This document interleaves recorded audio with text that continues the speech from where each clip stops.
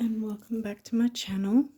If you're a regular subscriber and if you're a new subscriber, welcome to the channel.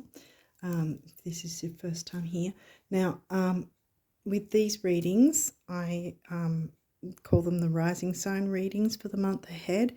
We're up to the Taurus rising sign, and this is to take a bit of a snapshot look at what energies might be helpful for you to work with for the month of March, to navigate the month of March according to your birth chart.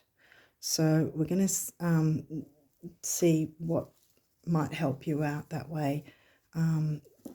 So anyway, with these 4 decks, the first 4 decks, they're pre-pulled and I haven't seen them, haven't yet seen them. And they're going to cover the astrology side of it. And then after that, we're going to look at some numerology guidance for you from the numerology guidance cards. And then we're going to get notes from the universe on abundance, because we all could do with abundance messages. And then we'll finish it off with some guardian angel messages and see what they want to let you guys know for the month of March. Now, there isn't any retrogrades anymore, yay. I'm pretty sure that Uranus is either out of the post-shadow after the retrograde phase. If not, it's going to soon be anyway. But yeah, so we don't have any retrogrades until Venus turns retrograde in a few months' time, I think it is. So I don't think that we have her shadow yet, pre-shadow. What I mean by that is with retrogrades, a lot of people don't know that there's the time before and after. They only think, oh, the retrograde. And then once it's gone direct, it's, oh, yay, everything's great now. But then a lot of people sort of say, oh, well, there's no retrogrades. How come things are still going all, crazy or whatever? And that's usually because there's a post-shadow phase that they didn't know about, So what it means is there's the retrograde, actual retrograde time, but there's the time leading up to it, which is called the pre-shadow, and then there's the time after it called the post-shadow. And they're the times also where you'll feel the energies, and sometimes you can feel the energies stronger in the pre and post more than the actual retrograde phase. Sometimes it can happen like that. But yeah, so anyway, so that's what I mean by that. Now I've probably wasted a lot of time explaining that when you didn't even have to worry about that this month. Not that you should worry, it's just actually better to know that, because then you can be more prepared, see.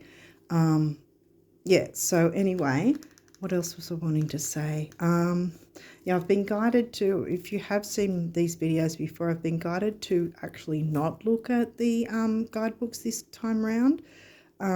But I've still made a couple of notes because I'm not sure if I know enough about the asteroids yet. So I've sort of been a little yeah. Well, but so I've made a couple of notes, but yeah. So I'm going to see if I need those just so I get the asteroids right. Yeah, so anyway, apart from that, yeah, let's get going. I don't know how long I've wasted already. Sorry about that. But anyway, let's get going and see what happens for you guys in the month of March. So Sagittarius covers, it's usually 9th house themes, Sagittarian themes, Jupiter 9th house Sagittarius, but it's not in your 9th, it's in your 8th. Yeah, because it's one back. Because your Taurus is your 1st house, which is your rising sign. Okay, so we've got full moon. A full moon is coming up on the 7th. Lunar eclipse. Now, we did have one of those. And this is where, again, that's probably why that makes sense now, why I was sort of going on about the retrogrades. That's not a retrograde, but it's still got the same effects as if a retrograde. So there was the eclipse some months back last year, but it's the same with eclipses, which are even more powerful than a regular full moon. It's like it's explained as if they're on steroids. The power of that an eclipse is like it's on steroids. It's a moon transit, but it's, yeah. So, and it can actually, the effects can be felt before and after. Like I said, pre-shadow and post-shadow, they can be felt before and after for anywhere for at least 3 months either side of the eclipse. At least 3 months, but usually about 3 to 6 months. And when was the eclipse? It was last year, so we're already about in March now. I don't know when you'll see this. Well, obviously you'll see it in March. But yeah, so we're still within that post shadow, if you want to call it like that. Yeah. Second house. Well, that's your Taurus rising, but it's Taurus themes. Money, self-worth is pretty much narrowing it down. So that's your money house, and it's in Gemini for you. So you might spend on things to do with communication, devices, electronics, communications. Okay, what else have we got? Cancer, that's fourth house themes, home and family, not in fourth house, third house, yeah, right, Gemini, Cancer, yeah. Third house, Cancer for you. So that's where you'll communicate in a family-like way. That's not really explaining it very well. Your communications will be like, people will be like family to you, like friends and that sort of thing. You, friends, cousins, neighbours, you'll communicate as if they're family to you, most likely. Vesta, home and hearth. Okay. Wow. Now, full moons as well. See, full moons in general often are about letting go. And by letting go of certain things, surrendering, if you do moon work, then you probably already know this, that by doing that act of the letting go, the surrendering, the writing it down and giving it to the universe, burning it or ripping it up at least and throwing it away, you're then giving it to the universe. Oh dear. There goes my throat chakra again. So there might be something, again, we're talking about communication. Yeah, so with the Gemini themes, second house, money, self-worth. So there's something to do with it, because it's also values, what you value, including yourself, which is why I say money and self-worth. But yeah, so by clearing away what we want to surrender, let go of, then we're then making that space for what we do want.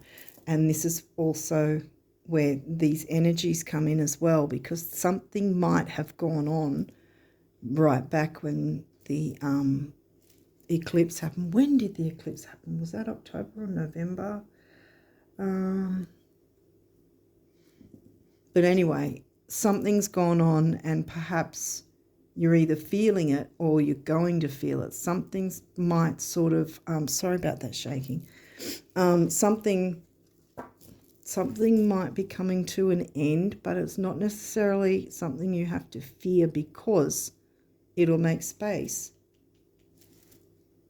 for you to bring in the things you want: self-worth, communications, neighbours, quick trips, early learning. Because this can be studied, but not in the form of higher study, because that's Sagittarius, 9th house, which you've got Sagittarius. So there could be, in that sense, because this is probably more like smaller things, because it's early learning, whereas this is Sagittarius is higher learning. Early learning with Gemini is what I'm talking about, Gemini second house. And because your third house is also even though it's Cancer, it's Gemini themes. So there's Gemini here in both accounts. Let's keep going. Now, I'll just double check that I've got it right, because Vesta's home and a half usually. I made notes, yeah. Nurturing, warmth, yeah. Focus, sacrifice, yeah. Sacrifice what you don't want. Yeah. So I always worry that if I'm not giving enough information and then I sort of derail myself. But anyway, Libra. And that's the only card from this deck that you got. Okay. This energy is diplomatic and gracious. It seeks harmony and balance in relationships. So you've got your Cancerian themes, home and family, your Gemini themes of siblings, like brothers, sisters, neighbours, quick trips, local trips, whereas Sagittarius is like travelling the world. It's expansion and all that sort of thing, higher learning, expansion, whereas Gemini is keeping it local. Cousins, siblings, brothers, sisters, that sort of thing, and who you feel are like family. So there's something to do with relationships. So don't be afraid of this energy, because there's something that maybe either you've already gone through this or it's about to hit, and if so, because that's okay. I haven't really explained that. So if you aren't really aware much of eclipses and how they can affect, because I mean I've said it's powerful energies, but like what? Okay, some years back, when there was an eclipse that happened in, I think it was like a June that it happened some years back for me. I'm talking personally, but the eclipse happened in June. I didn't actually get hit by the eclipse, I'll call it that, because I wasn't prepared. I didn't know enough about eclipses and everything at the time. Some years back, it was, gosh, 5 or so years ago. Anyway, yeah, so the eclipse hit. I didn't know about it, and it hit in the June, because I looked it up later on, and it wasn't until mid-August that I actually got hit, if you want to call it that, by the eclipse, which was a full moon eclipse. And it literally felt like the rug had been pulled from under me. I remember having my head in my hands, and I just felt like the earth was cracking open and swallowing me whole. It was a horrible experience because I wasn't aware. But this is where you are aware. And so if this hasn't come to pass, so to speak, it doesn't necessarily mean something big and bad is going to happen. But what happened for me is that I wasn't aware. And so because I wasn't aware, I wasn't making steps in the direction to be able to take the reins. It's sort of like the Tower card. It's the same sort of thing. If you sort of lay down and just and sort of, or let's put it another way. I was going to say lay down, take, but if you're not aware of it and you're completely blinded to it, if there's something or someone that you're holding on to that deep down you know is not good for you, or whether it's a habit perhaps, or it could be anything. But if deep down you're honest with yourself and you know it's not actually good for you, but you do nothing about it, if you're not aware, then that's when the eclipse will come in, unceremoniously take the rug and pull it from under you. And like me, you might feel like that your whole world is quaking under your feet, and you just completely feel powerless about it all. But if you are aware, you can take the reins and go, right, okay, I can do this, this and this. There are steps I can take, and I can avoid getting the carpet pulled from under me. I can avoid the negative tower effect, because it's an eclipse moment is like a tower moment sort of thing. They're pretty much one in the same almost. But yeah, it's the same sort of thing. If you already are aware of things, then you can hold the reins. You can take back your power, work through whatever you feel that needs to be worked through so that you can clear the energies and get going with what you actually do want to come through in your life. Hopefully, sorry to go on the rant, but I felt the need to explain that. Hopefully it helps someone. Anyway, let's keep going. Neptune, all right. Well, Neptune's the ruling planet of Pisces, which has not come through yet. Oh, my God. Pisces, yeah. Here we go. Now, here's the thing.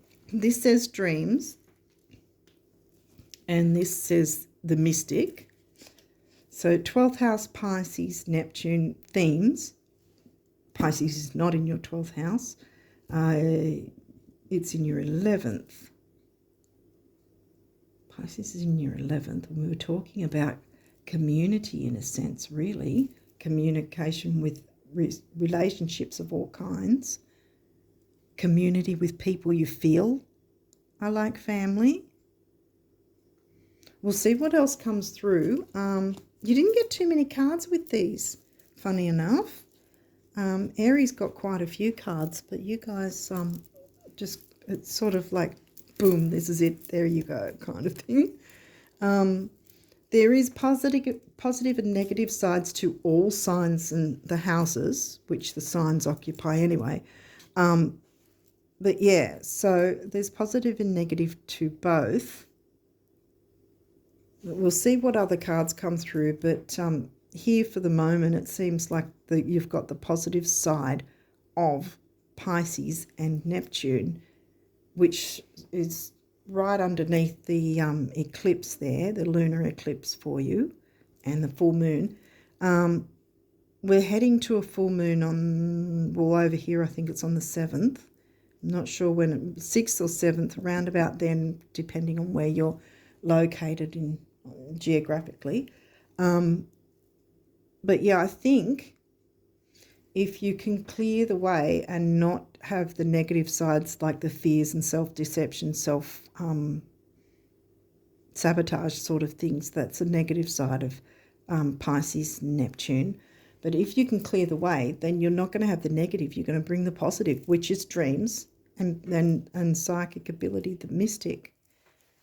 Okay, now these can have reversals as well as upright. So we'll have a look at what debilitated. Well, this is something you want actually in reverse, because debilitated means discomfort. So it's what do I pull? It's an aspect in the chart. If something's debilitated, it's pretty much like it says, it's a thing, it's discomfort, it's a difficult kind of aspect to try and deal with. Now, this can be taken either as if it's an internal conflict for you, or the opposite, the exact opposite, being that it's not, you're not going to be debilitated if you do your work now. Which makes sense to me, because like I was explaining what happened to me those years ago when I wasn't prepared. And it was very unceremonious for me emotionally. I was just like, wow, I was flawed. And I thought I never want to go through that experience again. Yeah, so I think this is where we're heading though. If you're open to doing the work in whatever form you feel comfortable doing, then that's going to clear the way and have the positive sides come through. What have we got here? Look, Vesta, home and hearth again. See? Right near there. Cancer, home and hearth. Solar flares. Again, see, this one is it's one you want in reverse anyway, because it says activate, but it often, when it's upright, from memory of what it says in the guidebook, is because the solar flares are exactly that. The sun, if you watch a video of the sun or whatever, that it has flares that come out of it from time to time. That's the solar flares, and when they are particularly like extend out quite a long way, that can affect us down here, you know, and there can be sort of arguments, aggression, sort of thing like that. But there can also be, because it says activate, it can also be where you can activate and give energy to good things. And here it's, again, like I said before, since it's in reverse, it could be something that you need to activate in yourself. Like you could be internalizing these things. But by being aware of it, you can activate things in a positive way, you know, so that you can avoid what I went through, really. Uranus change. Well, Uranus doesn't like to conform.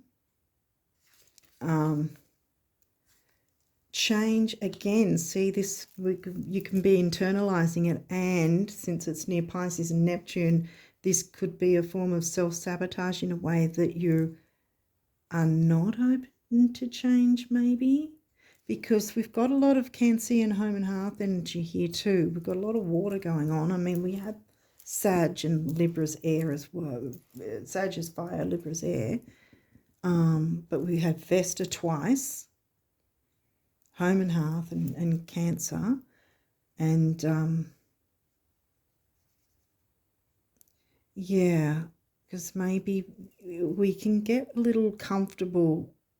You know, that's the thing with the sign, the Cancerian sign. It's sort of like the comforts of home, what we feel comfortable with. And sometimes in feeling that comfort, we don't allow ourselves to grow and allow the change to come along, which will then bring our dreams to fruition by taking those steps, those careful risks, carefully considered risks. Like, don't just jump forward like, say, an Aries would.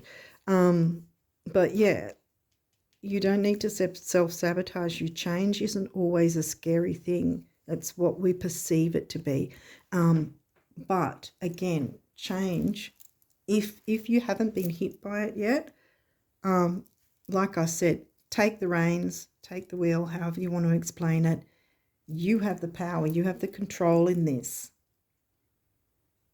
So if there is something that, that comes to mind for you, that perhaps, if you're honest with yourself, needs some sort of change. And it doesn't necessarily mean, this is the thing too, it doesn't necessarily mean that there's going to be some horrible ending. It doesn't necessarily mean ending per se. Like, say, for instance, with a relationship, because we've got Libra here, with a relationship, for a relationship to work, over the years, the people involved need to grow and change with each other. See, we've got the change, grow and change. You know, it doesn't necessarily mean that all change is going to be scary and jarring and all that, especially if you already are aware of these energies, that you can take the reins, not fear the change, because you can know that you're already in control, because you already are aware of this. So it's not going to take you by surprise. It's not going to be a nasty shock. You have the power to work out what steps perhaps you feel need to be taken, so that it's not going to be an uncomfortable, discomfort, jarring change. All right, what have we got? Balance. See, this doesn't surprise me again, because even though Libra came through here, it's in reverse here, which kind of again, like I said, upright it'd be great. It'd say balance, and that makes sense. But maybe that's, again, internalizing, or that you may feel there's not a balance yet, but you have the power to fix that. You have, or do what you can to regain that balance, you know. Yeah. Okay, let's keep going. Dignified strength. Again, I think this is an internalized thing that you're feeling like you're not in, you don't have the power or the say or whatever might be the case. But it's telling you you really do. You just have to be aware of the energies so that you can work with them instead of struggling from them. And then we've got 5th house, which is Leo themes. 5th house is not in Leo. What's that? 5th house is in Virgo, is it? Yeah, I think it's in Virgo. We haven't had Virgo except, well, the home and half is really Cancerian themes. Virgo, 5th house. So there's so we've got 2nd house and 5th house. And Sag and Libra are both they can be like with the scales of justice sort of thing as well. Sag and Libra have that, and they're right near each other as well. It might not be so much a court case in terms of the man-made courts and system, whatever. It might just be that you don't have to do anything, but it might just be that it would help you to do your best to work with these energies so you can clear away fears, negativities, regain that balance, you know, in that sense, the justice sort of thing. It's justice for yourself, you know, so that you feel like you've got a level of control again, because you really do. That's what I'm getting from here, that yeah, you can take your power back. If you feel like you're debilitated, if you feel like you're unbalanced and you don't have the strength and you're fearing change, don't fear the change, because the more you hang on for grim death, so to speak, the more you fight the eclipse, the more the eclipse will win, if that makes sense, if the negative of it will win. So work with these energies by being aware of them, by knowing, okay, the work with the community, the family. Community can be who you consider family, your brothers, sisters, siblings, cousins, neighbours even. Sometimes some people can communicate with neighbours as if they're family as well, you know, or online communities, because we do have a lot of the Gemini as well, because of course Gemini is your 2nd house, and Cancer is in the 3rd house, which is Gemini themes. So that's where I'm getting Gemini from. Yeah, I think that if you clear away your own fears and communicate with the people that are close to you, that you care about, I think that you'll bring justice to yourself and your emotions, and balance yourself, because we've got a lot of things that are in reverse, but it's not necessarily bad, because I think all of this, the good things at least, you can be dignified, gain your strength back, be back, get balance back, not fear the change, be open to the change, because that is how the eclipse is going to be happy and work with you in that sense, if that makes sense. Hopefully it does. We'll move on to the numerology now. Really hope I've made sense, but yeah, it's sort of like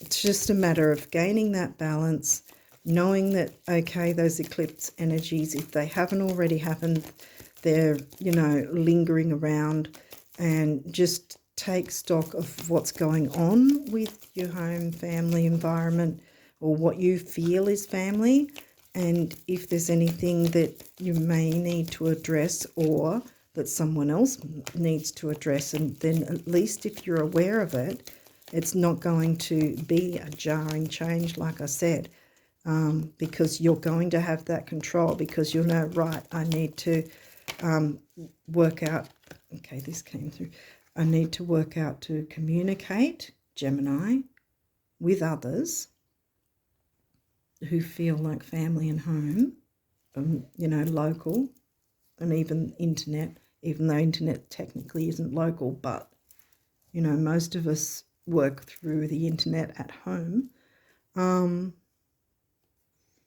Yeah, so,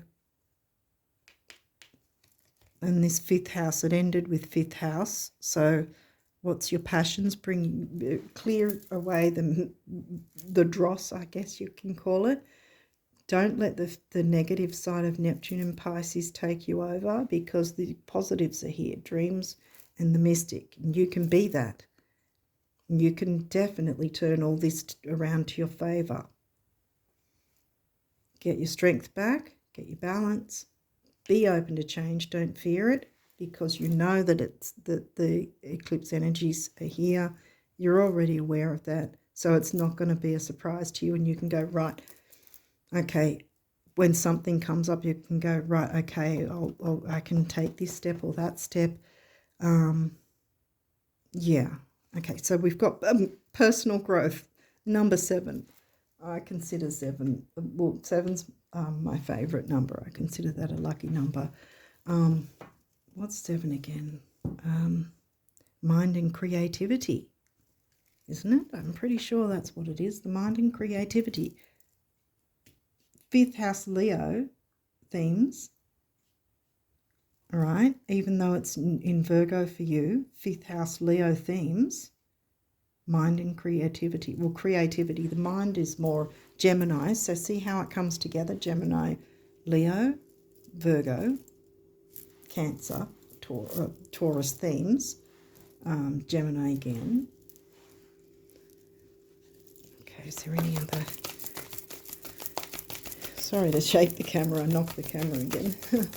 Phone, whatever. Is there any other numerology guidance for the Taurus risers? I've got it up. Yeah, I have. For March. Taurus risers for March. Is there any other numerology you need to know? Yes, there is.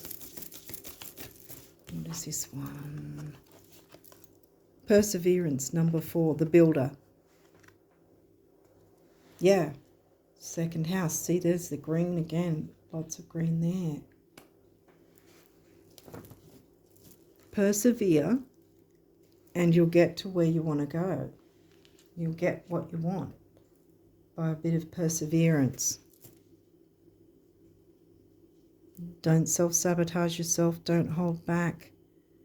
Don't sit in fear of the eclipse, because the eclipse is here to change something for the betterment of yourself, to improve your life. That's what the eclipse is about. And it's only jarring if we hang on with, you know, tooth and nail to something that, if we are honest with ourselves deep down, is not good for us. That's when the eclipse just goes, well, if you're not going to do anything about it, I'm going to. And then it's sort of like I said, when I had my head in my hands, and I just remember going, no, no, no, no, no. That's all I could say. No, no, no, no, no. It was horrible. I hated it. Oh my God. One of the worst times I've ever had in my entire life, I think. But anyway, I digress.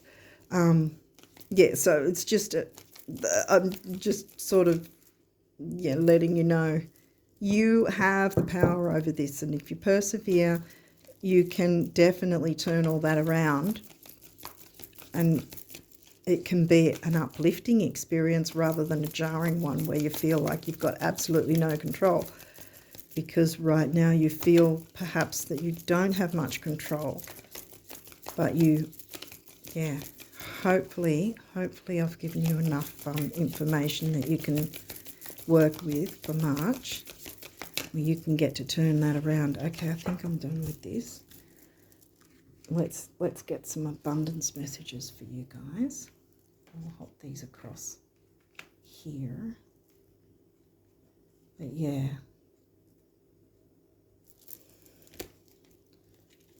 Because that's what it's all about. It's about change and growth.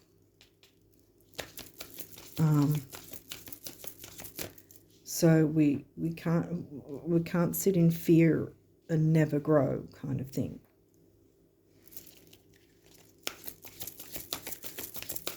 Okay, so what abundance messages for the Taurus rises for March? What do I need to know? Okay, let's go again. Taurus rises March.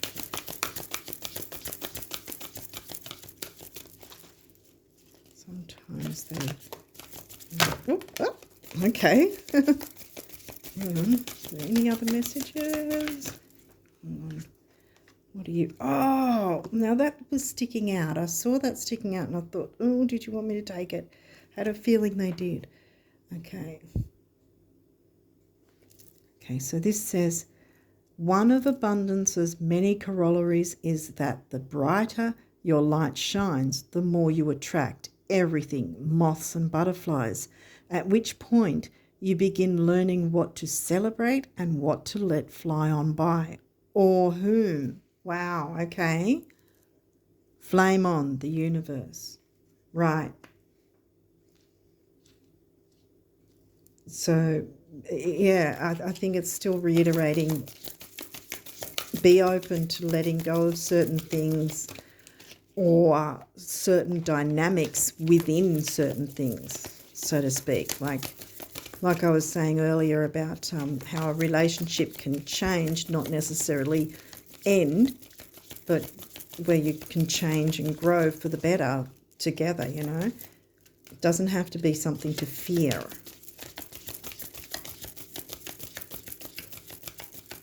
Is there any other abundance messages for the Taurus risers to navigate March?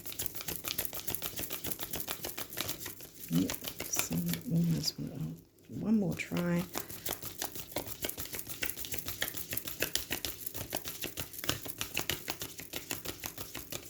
This one seems to want to... Oh, and you? Okay, yeah. Thought so. Pop these back. Okay.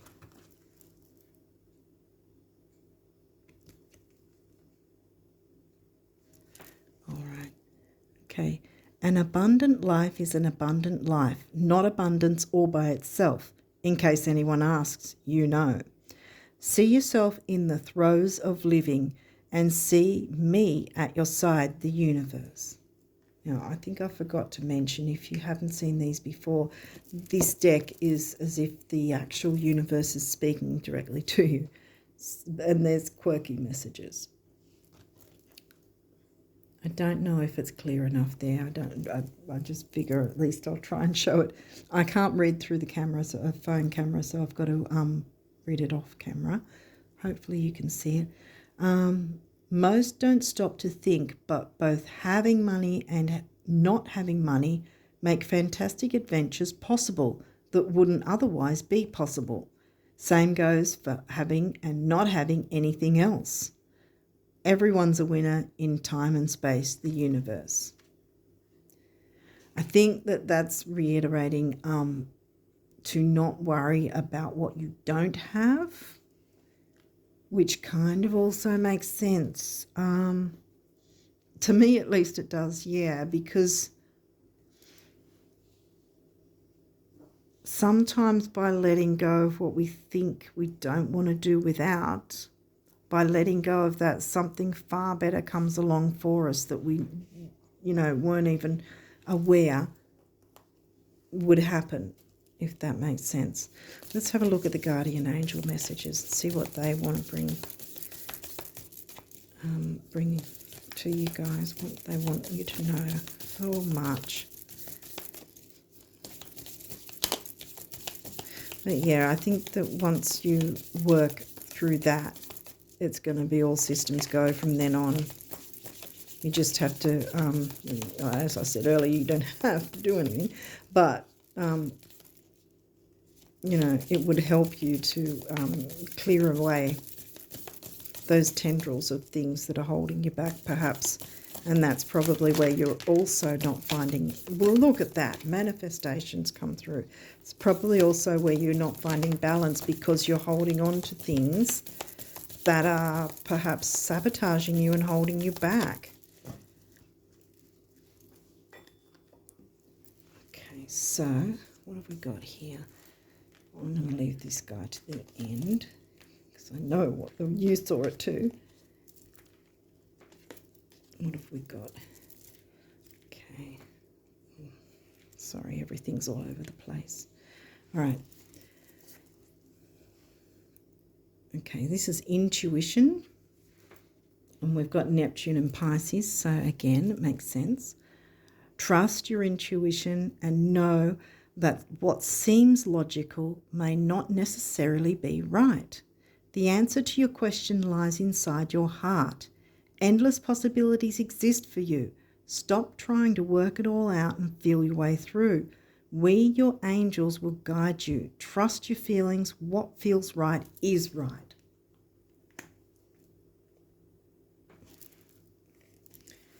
Okay, prayer. Dear guardian angel, help me to be flexible in my attitudes, flexible Virgo, 5th house Virgo, flexible in my attitudes and beliefs. Help me not to fear, what I was talking about before, not to fear the transient nature of life. Transient, that's a transit. You know, moon cycles, the planets moving around are transits in general. Transient nature of life, it's a similar thing. Things keep moving, and so not to fear change. Help me to remember the eternal light which emanates from my soul and the eternal light which emanates from the heart of every living thing. Help me to remember that I am eternally guided and loved by God and all creation. Okay, then we've got love, loved by God and all, and then we've got love. Negative thoughts and feelings are sabotaging your pursuit of happiness. We, your angels, are here to help you heal. Allow our healing light to flow through your heart. Consciously infuse each negative thought and feeling with love and light. Feel both your heart and mind aligning to your soul's sacred purpose and unleash your divine potential. 5th house Leo themes. Your divine potential through the power of love. Trust. You are looking at a situation from a purely physical perspective, and therefore you cannot see the bigger picture and the blessings intertwined or interwoven within this event. We, your angels, urge you to trust, for all will work out in the best way possible. Like I was saying, you know this energy is there. You know what to do. Let go of your fear, and apprehension. Let go of your fear and apprehension and allow God's healing energy to flow to you. Trust, for all will heal in ways you never thought possible. And that's exactly what I was saying before. Good is coming that you don't even know yet. By letting go of what you think you need, you're stopping what would be something that would make you so much happier. And here we've got manifestation to finish it on. Believe in yourself, trust your instincts and follow your heart. For in doing so you shall manifest all your heart's desires, home and hearth, The life you have for so long aspired to create will soon manifest. Need I say more? Probably not. I think we've got it. And that's why I left it to the last one, because I knew that was the crescendo, so to speak. I think finishing it on that note, I think, yeah, because you can manifest what your heart desires as long as you're aware of that. If whatever might need to change, or whatever you might need to let go of and let fly on by, is going to then clear the way, like I said right from the start. Remove whatever's negative where you can, so that you're opening that fresh, available space ready for what you want to manifest, things that are going to make you happy and bring you joy. Okay, so I think on that note, I'll leave it there, and hopefully this has helped and made sense to you. Yeah, and so I wish you all the best, because good things are coming. And until next time, bye for now.